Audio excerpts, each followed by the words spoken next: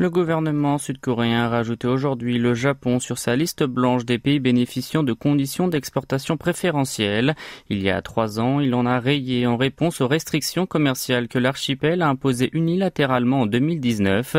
Selon le ministère sud-coréen de l'Industrie et du Commerce extérieur, ce changement de statut a été notifié dans son journal officiel. Les entreprises sud-coréennes qui souhaitent exporter du matériel stratégique vers le pays du soleil levant verront la durée de l'examen d'autorisation diminué à 5 jours contre 15 actuellement. De plus, le type de dossier à remettre sera également simplifié. De son côté, Tokyo ne tardera pas à adopter la même démarche pour réinscrire Séoul sur sa liste des partenaires commerciaux privilégiés. Toutefois, cela prendra plus de temps avec notamment un passage obligé par le Conseil des ministres. Par ailleurs, la semaine dernière, des responsables du ministère japonais de l'économie, du commerce et de l'industrie ont visité la Corée du Sud pour discuter du rétablissement des relations bilatérales dans le domaine des exportations. Cette réunion reprendra aujourd'hui et demain dans l'archipel.